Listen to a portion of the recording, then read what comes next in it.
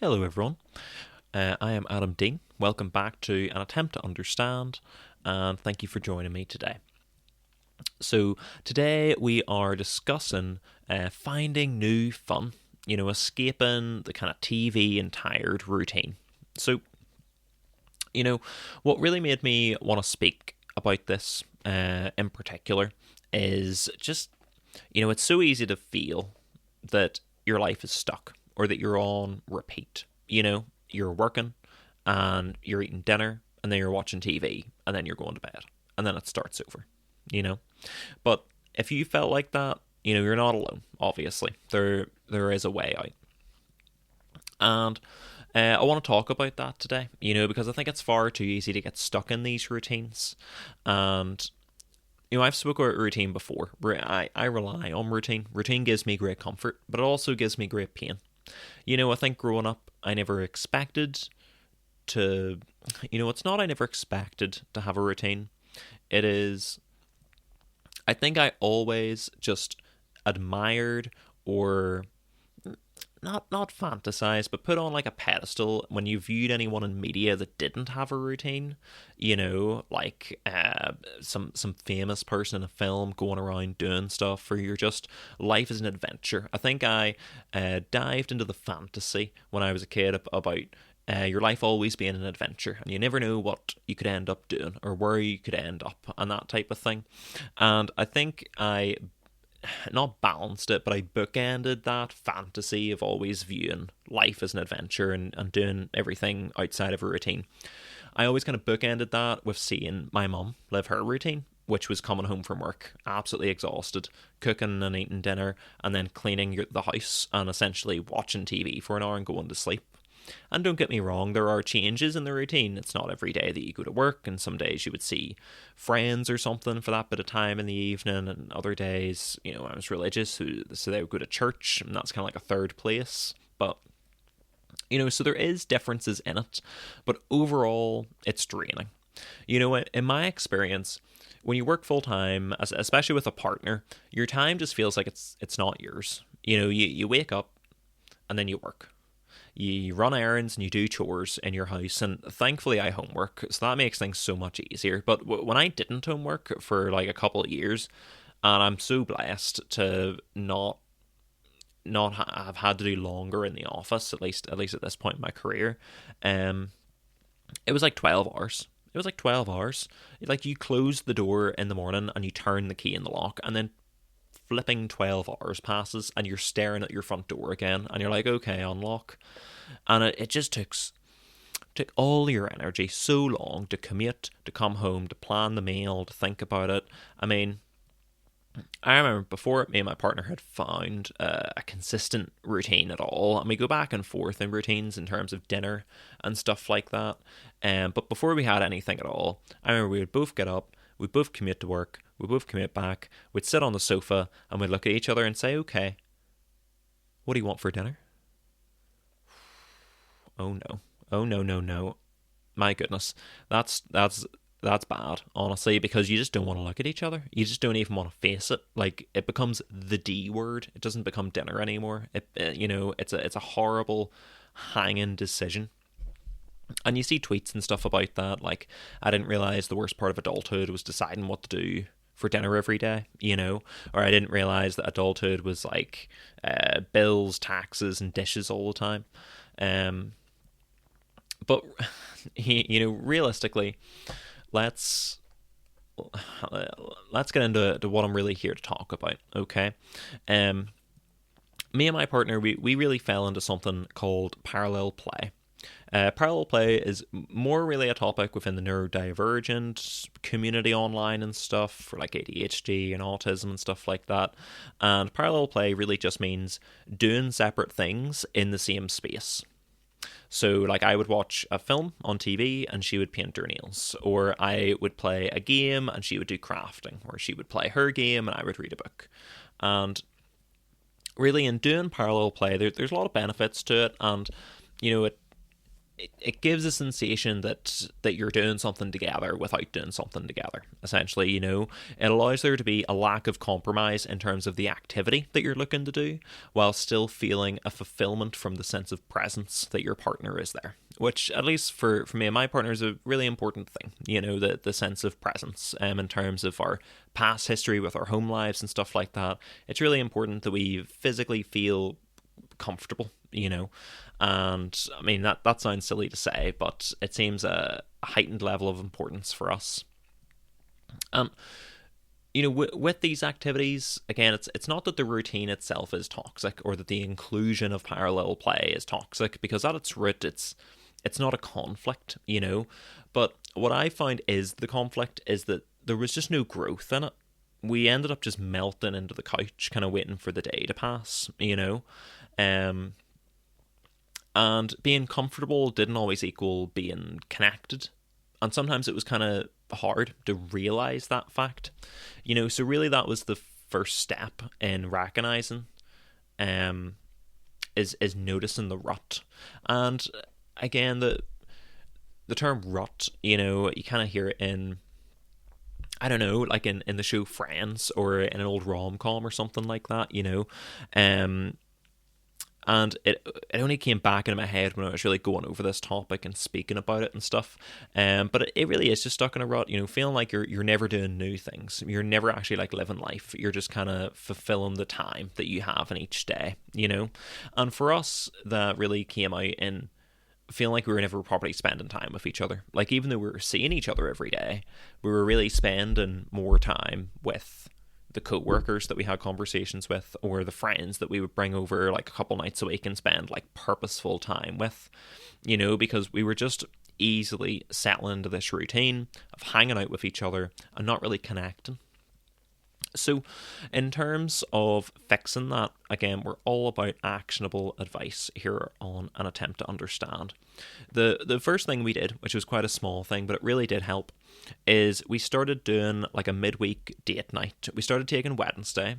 We solved kind of two problems in one. Like I said, the dinner is always a difficult thing. We went through different routines, but one that certainly helped us for a good while is having one meal kind of split over the first 2 nights of the week, having a date night where we go out of the house and we go out for a meal and we have a chat on the Wednesday to break up the night, and then having a bigger meal again split over the following 2 days. And that kind of takes up the week nicely without it being like 5 individual full meals you have to go out, buy the ingredients for, prep, cook, and all that. So just having a small bit of time that was, we were decisive about it, we were purposeful in picking that and committing to it, and that it's not going to be spent elsewhere. Even if the context doesn't allow us to go out for some reason, we're still prioritizing that time with each other. We're still prioritizing that connection. The next thing we did, and again, these are all quite small things, but they all make a big impact at the end of the day, is more active entertainment. So we picked up the Switch sports game. It's Wii Sports. Everyone knows Wii Sports. It's Wii Sports, but for the Nintendo Switch. So it has golf and tennis and volleyball and the rest of it.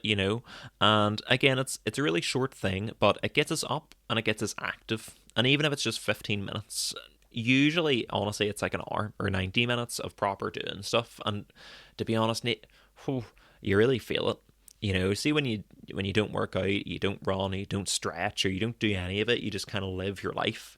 And then all of a sudden you spend an hour just, wham, just like fully moving yourself intensely to tennis.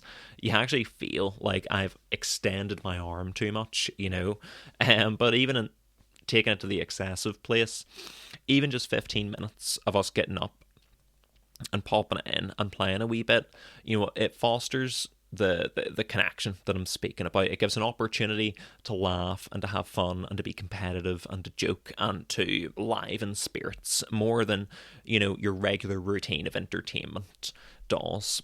And again, just to say, it's not that there is issue in the routine, and it's not that there is a lack of other commitment or a lack of other time and attention or conversation, with me and my partner, even in your situation.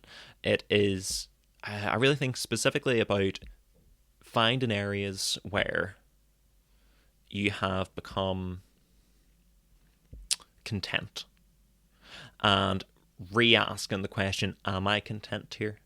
Or was it just, fulfilling to a very short-term level or a surface level? Was it fulfilling to a surface level at a certain time? And we've just kind of settled from there, And the last thing we have really started to do, and this has been brilliant as well, is we started to read together. We have two collections of the Chronicles of Narnia. So we've started to read that together, kind of switching back and forth between reading out loud and just reading it beside each other. We've started that with The Magician's Nephew. We're only a couple chapters in so far, doing it over the past week or so, but honestly, it's been amazing, prioritizing that we are. So, before bed, it obviously allows you to step away from the phone, step away from that side of thing, which is positive. But it also gives us just another thing to talk about, another opportunity to discuss something that we both love. And I've been really thankful for that. It's been really fun just hearing my partner's funny comments or just reacting to each other about the story. Like, again, very, very quickly, in The Magician's Nephew, it is the protagonist Diggory and Polly, and they're both like 10 or something like that. And Polly is so funny. Like, she's a straight savage, Obviously, it's a long time ago and all that, so Diggory's like a wee mini 10-year-old sexist, and he has a dig at her at one point, like, oh, you're such a scaredy cat, you're getting on like such a girl. And she's just like right back at him. She's like, nah, I'm not letting that stand. You're, and she just absolutely digs through him. And I wish I could remember a couple lines of her dialogue, but she's just hot fire, she just spits it. And every time me and my partners look up at each other like, oh my goodness, Polly's back at it. And it's such a lovely time, and I just cherish it. So I'm so glad that we've begun at least a routine within that, and we can continue to grow that and stuff as well as we continue on.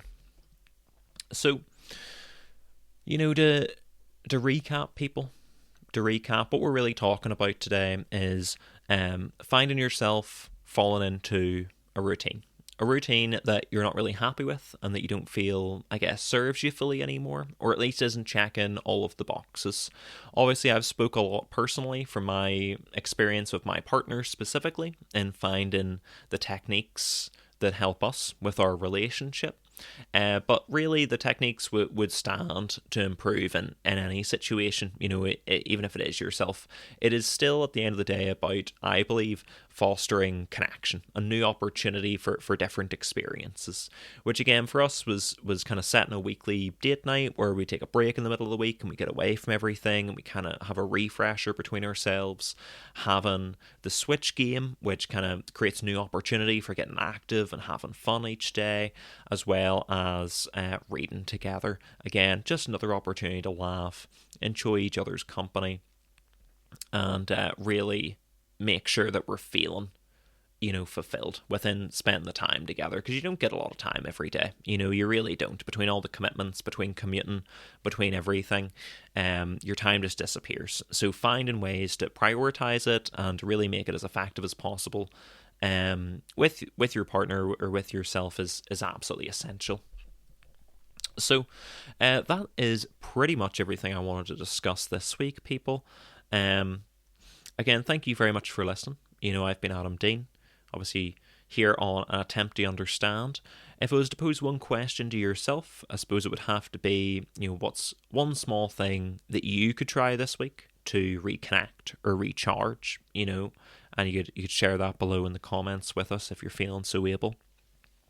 And remember, it doesn't have to be something involving another person. The most important person in your life is probably yourself and how you care for yourself. So always remember that, But yes, once more, thank you for listening. Leave a like and a comment, a share, and all the lovely stuff that you're meant to do.